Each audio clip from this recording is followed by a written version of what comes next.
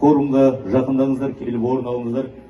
Дәл қазір форумда Абай Жидебай қоғамдық қоры шығарған Абай даналығы атты альбом кітаптың Абай ескерткіштері, Ырғызбай әулеті, тағы басқа кітаптардың таныстырылымы болады. Ұйымдастырушылар Абай Жидебай қоғамдық қоры. Келіңіздер, орын алыңыздар. Тамаша көрініс, тамаша іс-шарадан құр қалмаңыздар, келіңіздер.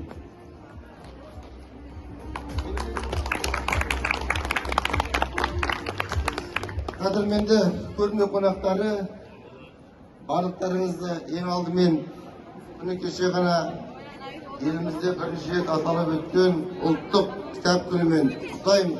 Міне осы ұлттық кітап күнінің аясында үлкен іс-шаралар өтіп жатыр. Әсіресе Фолиант баспасының ұйымдастыруымен жыл сайын өтетін халықаралық кітап көрмесі жәрмеңкесінің орны ерекше. Біз кеше күні ашылуында да болдық, көрдік.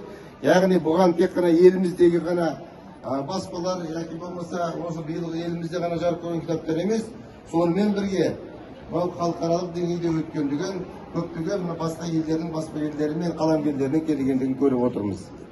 Енді бүгінгі біздің басты миссиямыз осы Абай Жидебай қоғамдық қорына қатысты шыққан кітаптардың тұсауын кесу және олармен таныстыру.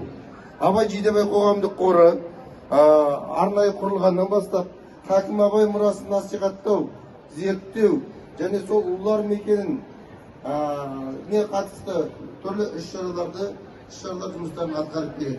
Яғни сол Шығыстаудағы тарихи орындарға белгілер қою, яки болмаса сол жерге үлкен қонақтарды апару, яки басқа да шаралармен бірге біз Абай мұрасын әр жерде таныстырып жатырмыз. Мысалға, мынау жарық көрген былтырғы жылда дәл осы жерде біз осы форумның аясында тұсауын кескен Абай даналығы деген кітабымыз жарық көрген.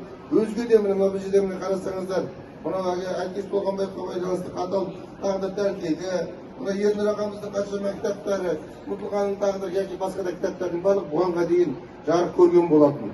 Ал енді биылғы жылы осы кітап жәрмеңкесіне біз арнайы осы 4 кітаппен келіп отырмыз.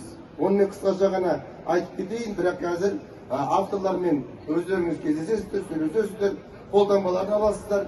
Оның біріншісі бұл Абай даналығы. Яғни біз Абай даналығы кітабын ең алғаш шығарған кезде бұл кітап ерекшелігі Абайдың қара сөздеріндегі ең негізгі түйінді ойлар алынып және еліміздегі белгілі суретшілердің суретімен бірге жасалған альбом кітап. Бұны осы кітапты біз тұсауын кесіп елге таратқан кезде заңды сұрақ туды. Біз Абай мұрасын тек қана елімізде ғана насихаттаймыз ба, әлде сырт жаққа да насихаттаймыз ба деп.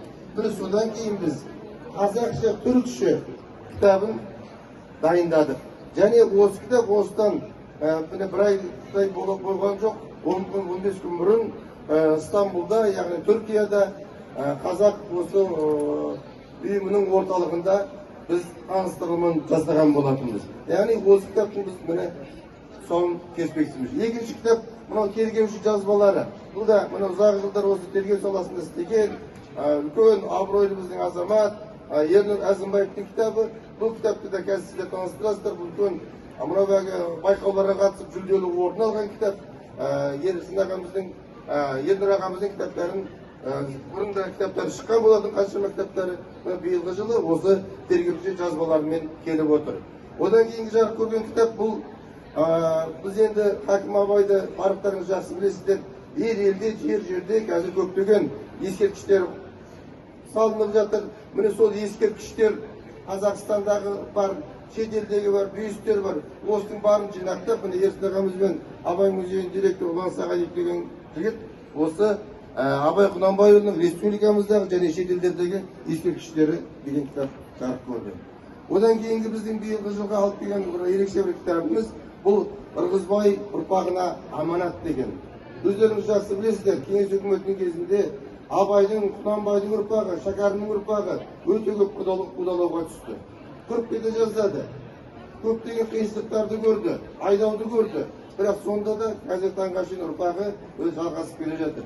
Яғни осы үлкен әулеттің ерекшелігі, олардың тарихы, олардың барлық сыр сипаты осы мынау Ырғызбай ұрпағына аманат атты кітапта жинақталған. Яғни биылғы жылға біздің алып келген кітаптарымыздың бағыты осы.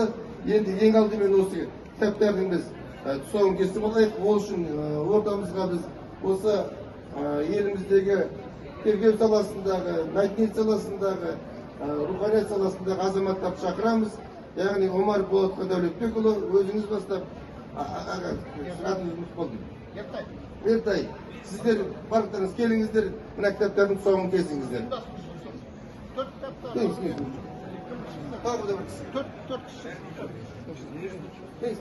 Сібірле деп қайсынан бастаймыз?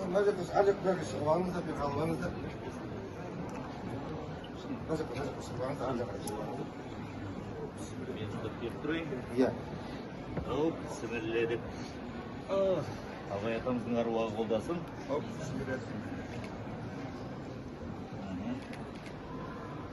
Екінші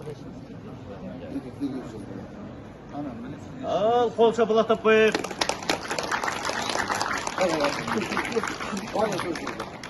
Ал мынау екінші қайшында тұрады. Екінші.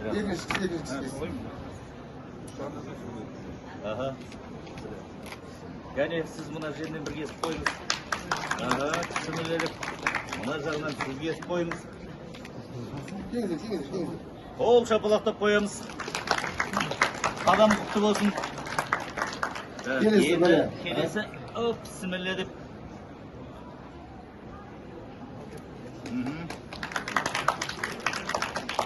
Ал, мұқтай болсын.